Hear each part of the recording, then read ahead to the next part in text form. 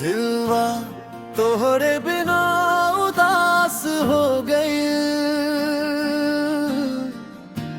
नैना रो रो के प्यास हो गई।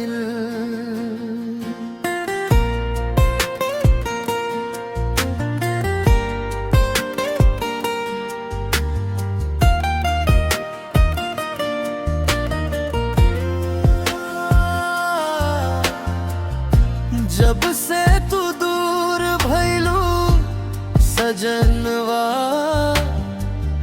सुना लगे हर एक गली,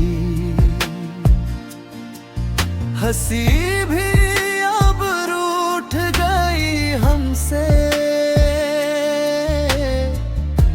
आंसू बने हमार सहेली।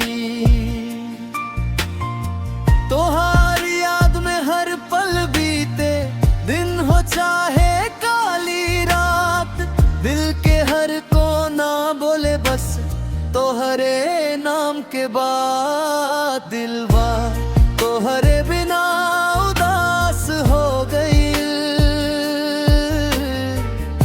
सजनवा सजनवा, जीना भी अब सजा सा लागे, जानूं ओ जानूं।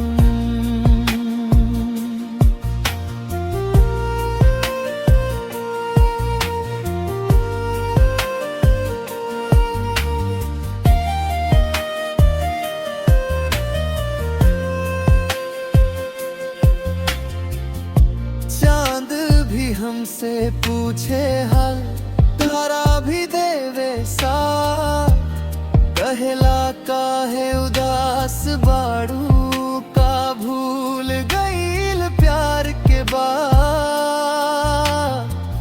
राहों में तेरी याद मिले, हर मोड़ पे तेरा नाम, कम होई बू तू लौट के साजन, कर दे दिल के आराम।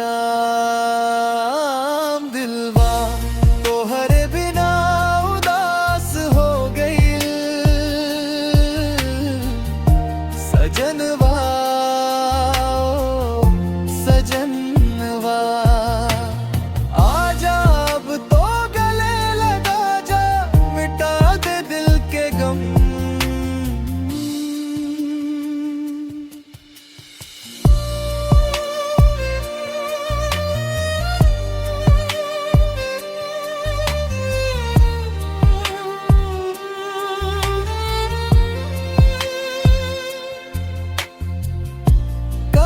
तोड़े दिलवा हमार, का रही हमार कसूर, आज भी तोहरा इंतजार बा, जाए अब न हो दूर।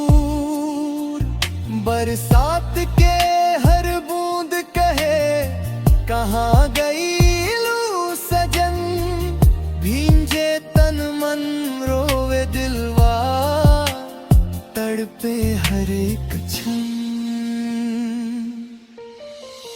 सपनों में रोज मिलेला, हकीकत में दूर, कब होई अपना मिलनवा, खत्म होई दूरी। दिलवा तोहरे बिना उदास हो गई, सजनवा सजनवा, अब तो लौट के आजा सजन, पूरा कर दे सपना।